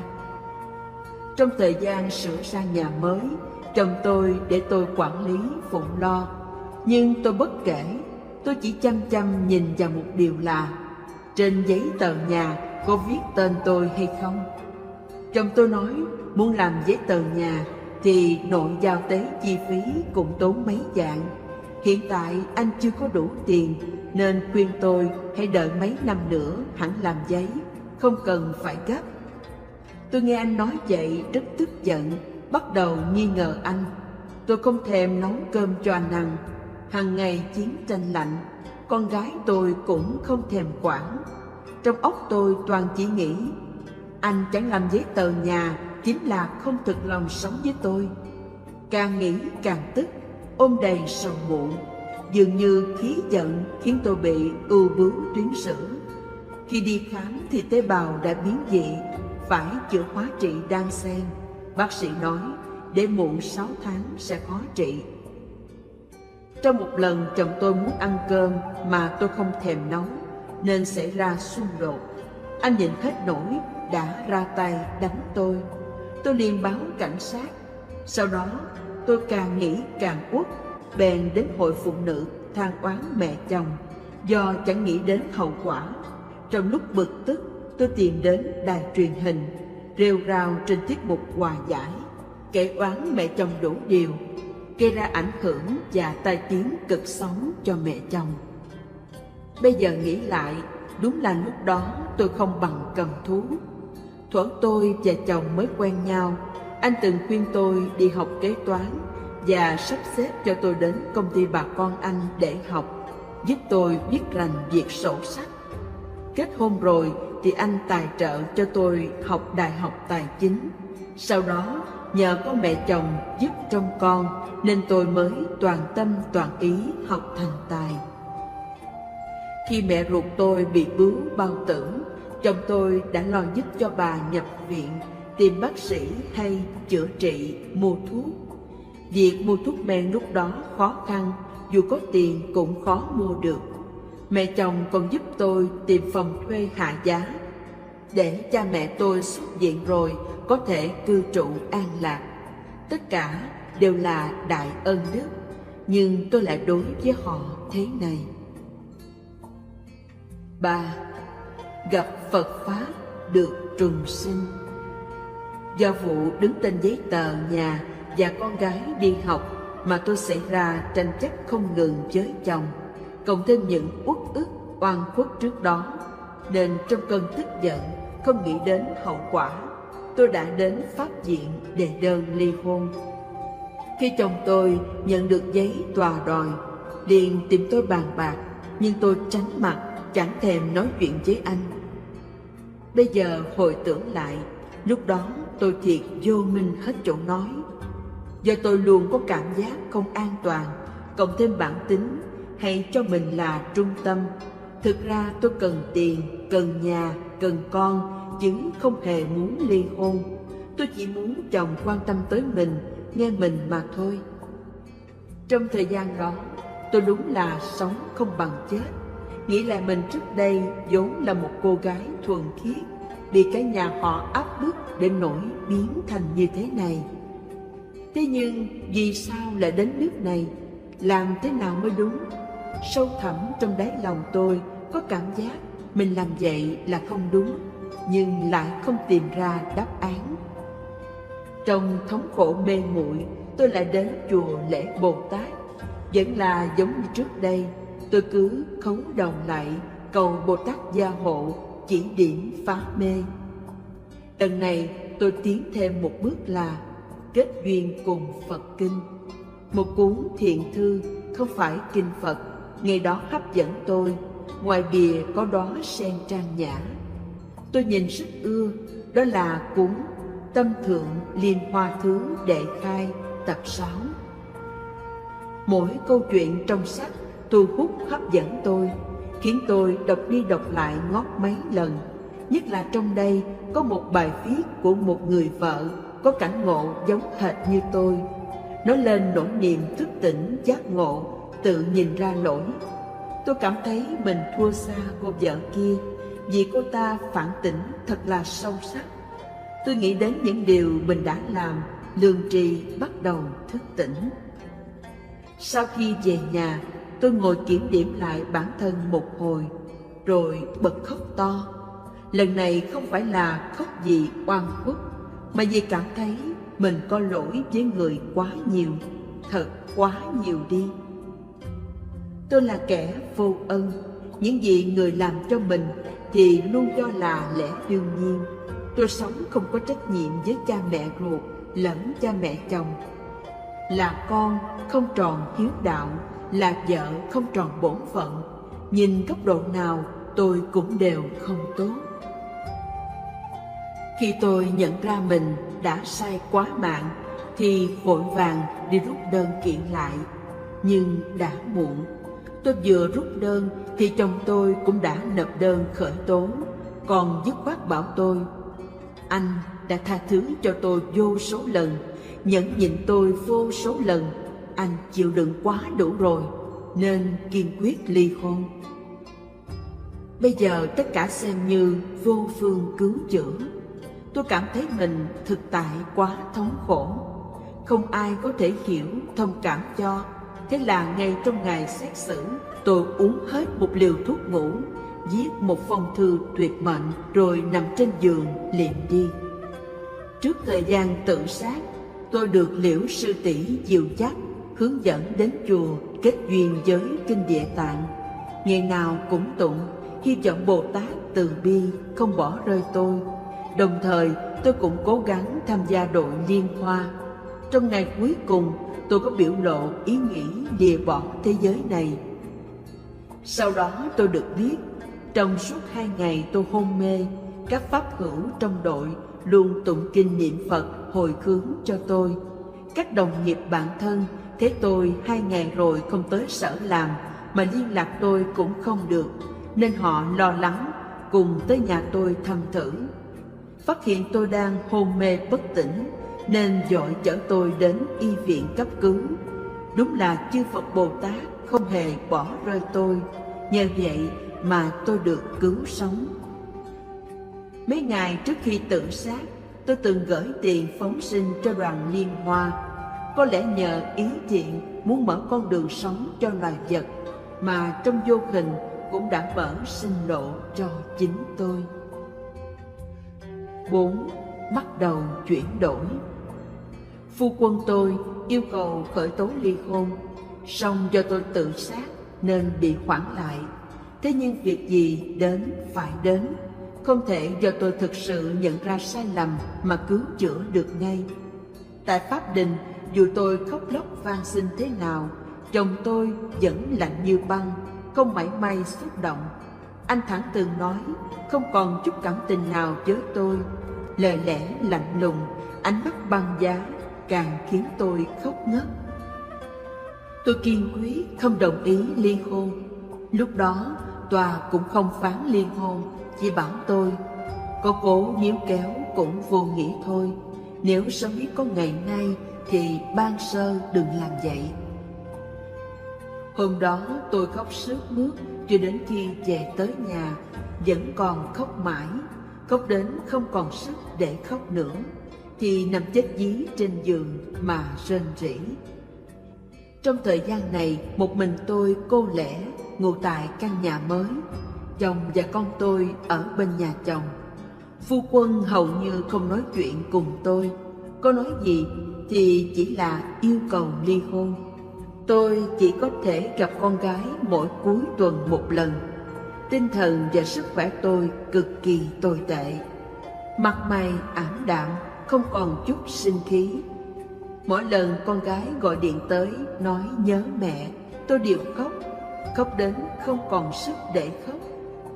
Đêm đến, tôi thường mất ngủ, dù có ngủ cũng luôn thấy ác mộng, thức dậy thì lại bắt đầu khóc tiếp. Ban ngày, tôi luôn rơi vào ưu tư sầu khổ. Hễ nghĩ là nhớ tới những điều sai mà tôi đã làm trong quá khứ, không kèm được, toàn thân phát run, thở cũng không nổi, mồ hôi tuôn đầy, chẳng muốn ra khỏi cửa. Tôi rất sợ gặp người. Cả thân tâm đều bị dày vò bởi niềm xấu hổ, không thể tưởng tượng được rằng mình có thể sống tiếp trong tương lai. Điều khiến tôi cảm động nhất là cho dù tôi xấu xa như thế, chư Phật Bồ Tát vẫn từ bi không bỏ rơi một chúng sinh đang quẩy đạp trong đau khổ như tôi, vẫn nhất định cứu tôi. Các sư trưởng, bằng hữu thân thiết cũng không lìa bỏ tôi, từ bi giúp tôi. Các pháp hữu trong đội Tâm Thượng Liên Hoa cũng không bỏ rơi hay ngại tôi làm phiền chi, ngược lại còn rất nhẫn nại hướng dẫn tôi. Với sự dìu dắt của chư pháp hữu Phật tử, tôi ra sức sửa đổi đổi mới, khởi sự tụng kinh Địa Tạng, tụng mỗi ngày, hơn nữa còn sao chép để lại Bồ Tát Địa Tạng Vương, viết ra những cảm ngộ nhờ tụng kinh mà tâm chuyển hóa.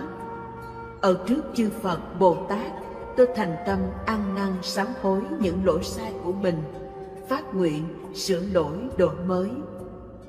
Khi tôi hồi tưởng đến những lỗi bất hiếu trong quá khứ của mình, tôi chìm đắm trong khổ sầu, không ngoi lên được. Đến tụng kinh chẳng nổi. Các pháp hữu khuyên tôi, những sai lầm trong quá khứ đã vô phương cứu chữa, và nhân quả hiện tại cũng đã trừng trị tôi rồi. Tại nơi đây, tôi đặc biệt muốn cảm ơn các pháp hữu trong đội Liên Hoa, nhất là sư tỷ Tố Tâm. Trong tháng ngày khốn khổ cực cùng của tôi, chị Tố Tâm luôn kề vai sát cánh, chia sẻ kinh nghiệm tu hành của chị nơi nhà mẹ chồng để khuyến khích cổ vũ tôi, đem đến cho tôi sự phù trợ lớn lao không gì có thể sánh. Nếu như không nhờ chị, có lẽ tôi khó thể chuyển đổi nhanh như thế này. Chị Tố Tâm dạy tôi nên bắt đầu sửa đổi từ những chi tiết nhỏ nhặt nhất trong cuộc sống. Chẳng hạn như phải quét dọn nhà sạch sẽ, phòng ốc giữ thanh khiết, vật gì không cần thì thanh lý cho đi. Khi tôi quét nhà, lau dọn, tôi có cảm giác như đang lau chùi tâm mình, quét sạch hết mọi ô uế ra khỏi tâm. Sau đó thì niệm Phật, tâm mới tịnh hóa. Còn có pháp hữu khuyên tôi đọc Liễu Phạm Tứ Huấn, bảo tôi hãy để tất cả lỗi lầm chết theo ngày hôm qua, xem hôm nay là một ngày mới bắt đầu. Rằng nghiệp lực tuy lớn, nhưng nguyện lực từ bi của chư Phật Bồ Tát còn lớn hơn. hãy đem nỗi niềm cảm ngộ tri ân chư Phật Bồ Tát theo mình, để khi đi đường, ngồi xe, làm cơm, nấu bếp hay quét dọn, nghĩa là làm gì trong bất cứ thời khắc nào cũng phải âm thầm niệm Phật, nên hành xử tương xứng với lòng từ và trí huệ của chư Phật Bồ Tát, và nguyện đem phúc điền này hồi hướng cho chúng sinh. Cứ thế, từng bước tôi khuôn tập thói quen tốt này, tâm tư dần chuyển sáng. Tôi thực sự ý thức làm tổn hại người chính là tự làm tổn hại mình. Muốn sửa quan niệm ích kỷ xa xưa của mình, tôi không nóng nảy hấp tấp, không cho mình là trung tâm, luôn đặt mình vào vị trí người mà thông cảm, hiểu thấu, khoan dung, nhẫn nại, chịu khó với người. Tôi thường quan sát kiểm lỗi nội tâm mình, hễ vừa khởi niệm xấu thì lập tức sám hối để tiêu trừ ngay. Lo buông bỏ ngã chấp, học và hành theo gương từ bi trí huệ của chư Phật Bồ Tát, chỗ chỗ đều nghĩ cho người, học cách sống, biết tri ân và báo đáp. 5. Sửa lỗi, học tri ân. Ngẫm kỹ lại, trước đây tôi có rất nhiều điều không phải. Là con thì bất hiếu, chẳng quan tâm cha mẹ. Làm dâu thường xung đột mẹ chồng, làm vợ không dịu hiền. Hiện thời tôi cần làm tròn bổn phận mình, thậm chí phải làm cho chu đáo, ưu tú. Đầu tiên tôi phải sửa đổi với gia đình, sau đó thì tôi chẳng quan tâm tới việc có ly hôn hay không. Bất kể chồng tôi quyết định thế nào, tôi đều phải sửa lỗi, đổi mới, lo hoàn thiện bản thân mình, chứ chẳng phải vì muốn không ly hôn mà sửa. Bởi trong quá khứ tôi đã làm sai, đã mang lại nhiều thống khổ cho người bên cạnh. Vì vậy mà tôi muốn chuộc tội bằng cách sửa đổi chính mình. Dù thế nào tôi cũng phải làm chu toàn trách nhiệm của mình. Nếu như duyên phận chúng tôi đã hết, anh muốn ly hôn thì tôi xin chiều ý và chân thành chúc anh hạnh phúc. Tâm được bình hòa lại rồi, tôi không còn chấp trước hay muốn thủ riêng gì nữa. Dần dần những ưu tư trói buộc tôi càng ít đi. Hồi xưa mỗi ngày cứ khoảng 3 giờ chiều là tâm tôi suy sụp buồn bã, cứ muốn khóc, muốn phát khùng, thậm chí muốn tự sát. Giờ đây các suy nghĩ tiêu cực này ngày càng ít đi. Cho đến qua năm mới thì không còn nữa. Ban đêm tôi cũng không còn mất ngủ hay nằm thấy ác mộng chi, mà ngủ rất ngon, khiến các bạn bè và sư trưởng chung quanh đều khen tôi thay đổi lạ đến mức hầu như không còn giống diện trước. Sắc diện cũng trở nên đẹp hơn. Trong công tác, tôi đối với công ty, đồng sự quan tâm nhiều hơn, nhiệt tình, chăm chỉ, mối quan hệ giao hảo rất tốt. Về công tác cảm thấy rất thuận lợi, trong sinh hoạt càng lúc càng chan hòa lòng yêu thương, tri ân, từ bi. Nhưng quá trình sửa lỗi của tôi, kể thì thấy dễ vậy, chứ trong thực tế tôi thường phải tập tành, làm đi làm lại nhiều lần. Vì chỉ cần một chút không cẩn thận là mất tỉnh giác, tập khí mê muội hồ đồ sẽ bộc phát y như xưa và khiến tôi làm sai. Có một dạo tôi chìm trong chấp trước, đắm trong thống khổ mà chẳng thể ngóc đầu lên. Những lúc đó tôi rất phiền muộn nên tìm chị Tố Tâm nhờ tháo gỡ giùm. Hồi đầu có lần tôi nhắn tin cho chồng rất lâu mà không thấy hồi âm. Tôi nhân đó bị chìm vào Phật thẳm buồn sầu. Chị Tố Tâm khuyên phải tin chư Phật Bồ Tát.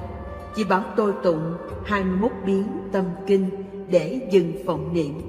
Hãy y theo Phật Pháp dạy mà làm đúng bổn phận con gái, nàng dâu, vợ hiền. Tôi cũng đến nhà cha mẹ ruột sám hối với phụ thân vì trước đây cư xử lãnh đạm làm ông buồn. Tôi khóc, phụ thân cũng khóc. Tôi nói mình bất hiếu, đã biết lỗi sai, xin phụ thân tha thứ. Cha tôi bảo biết sai là tốt, ông tha thứ cho tôi. Hiện nay tôi và song thân cảm tình rất tốt, tính cáu gắt của phụ thân cũng đỡ rất nhiều. Tôi nhắn tin cho chồng và mẹ chồng, cảm tạ đại ân đại đức của họ, cảm ơn họ quan tâm chăm lo cho con gái tôi, hướng họ sám hối những lỗi sai của mình. Tất nhiên bên chồng tôi không thể nào chấp nhận ngay được. Tôi hiểu bằng cách dày 3 thước có thể làm tan chảy mau trong sớm chiều, bởi trước đây tôi đã làm họ tổn thương quá sâu. Mới đầu, mỗi cuối tuần khi tôi đến đón con gái, mẹ chồng không cho tôi vào cửa, còn các món quà tôi mua đem đến biếu, bà đều bỏ ngoài cửa. Lúc đó trong lòng tôi nghĩ, cho dù mẹ chồng có đánh hay chửi mắng hoặc ném đồ vào thì tôi vẫn không bỏ cuộc, vẫn tiếp tục tặng quà. Bởi tất cả những gì tôi làm bây giờ là để cứu chuộc, tạ lỗi mà thôi. Dần dần, mẹ chồng đã chịu gọi điện tới, dặn tôi mua thứ này, thứ nọ, những đồ cần cho việc học tập của con gái đem đến.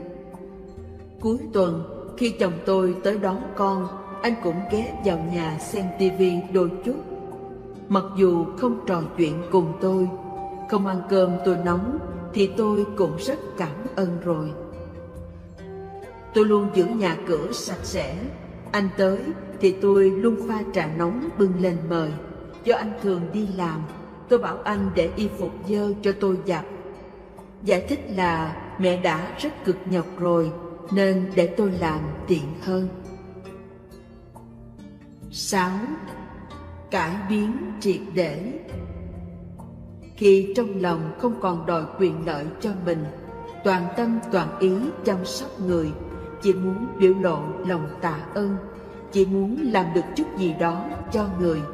Hành vi này đã khiến nội tâm tôi hoàn toàn chuyển biến, và người cũng cảm nhận được lòng tôi. Cuối năm nay, chồng tôi ghé qua, tất nhiên không ăn cơm mà sẽ dùng tiệc tất niên bên chú. Anh cũng không mời tôi đi, tôi cũng chẳng giận, còn làm bánh ngon gửi tặng. Sau đó, mình tôi ở nhà quét dọn nhà cửa sạch sẽ, đợi anh và con gái ăn tiệc xong quay về. Qua mấy ngày sau, anh nói muốn tôi viết đơn nhận lỗi, muốn tôi chủ động từ bỏ quyền sở hữu nhà cửa. Tôi hoàn toàn đồng ý. Hơn nữa, trong lòng rất vui vẻ, vì anh đã cho tôi cơ hội sám hối.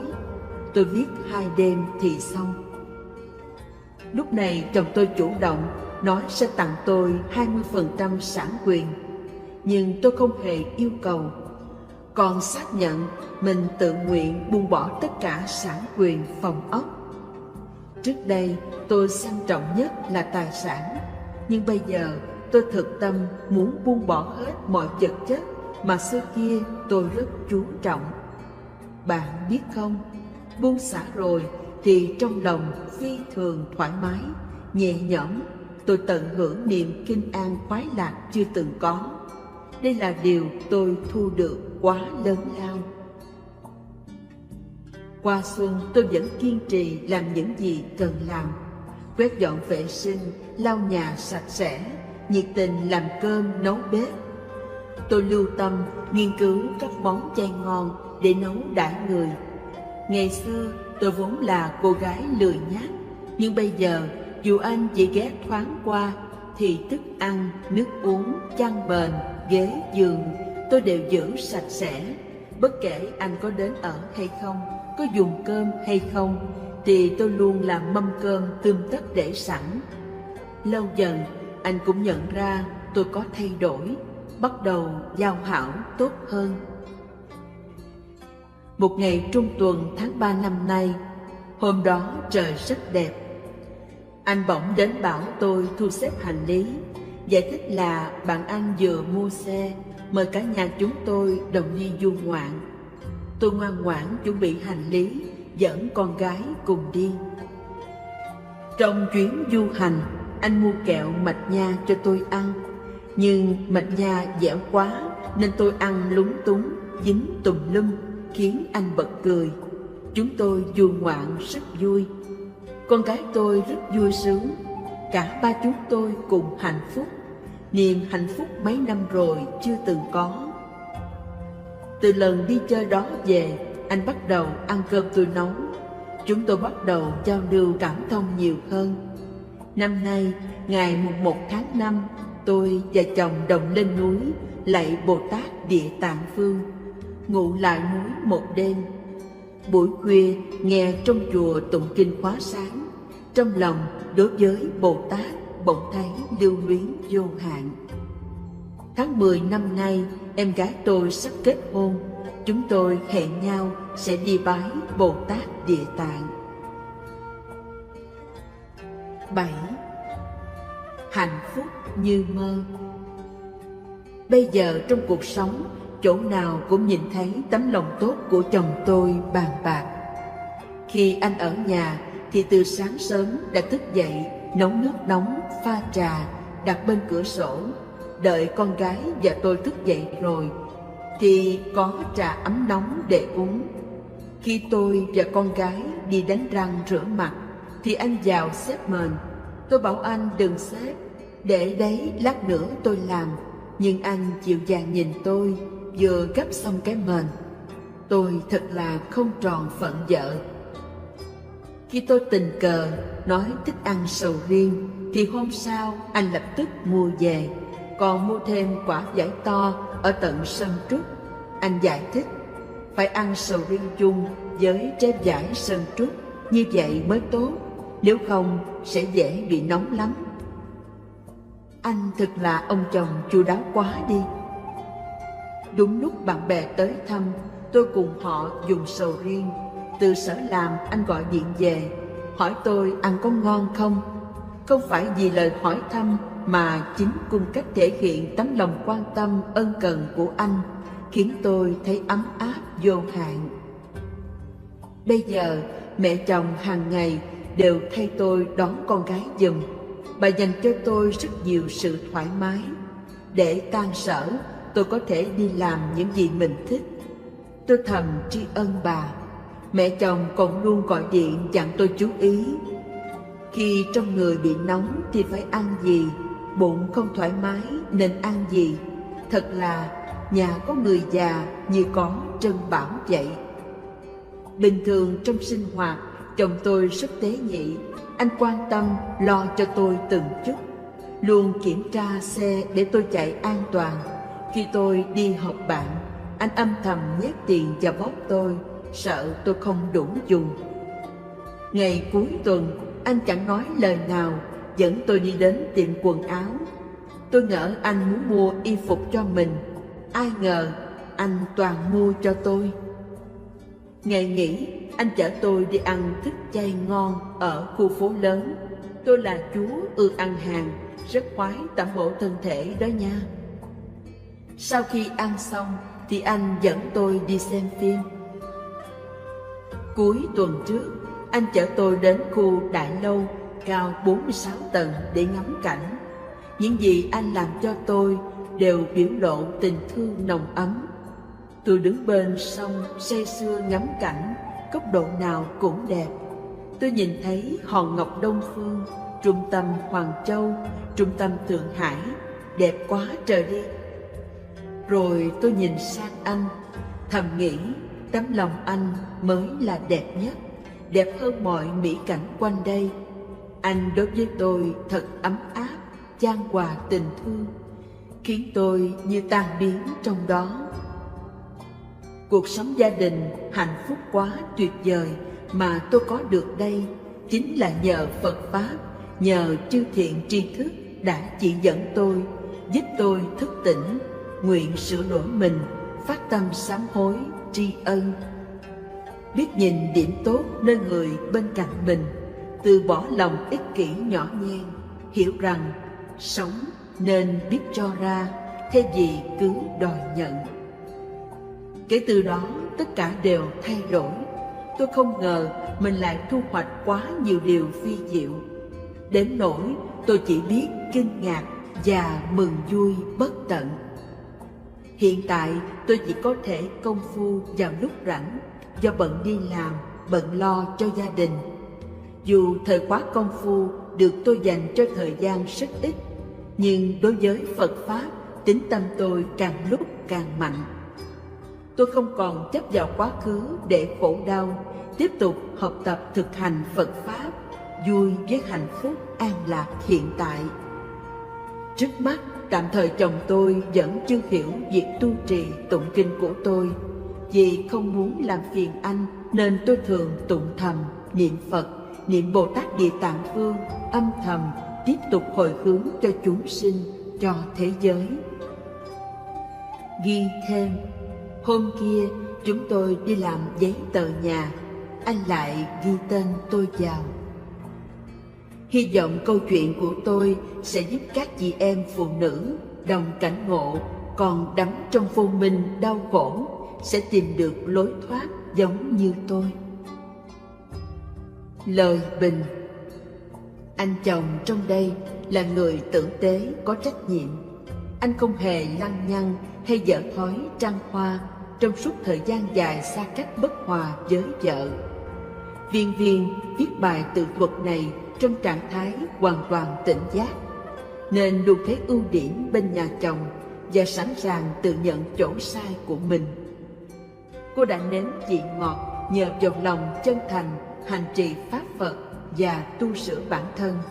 Hạnh phúc này do chính cô tạo ra và tự chiêu cảm lấy.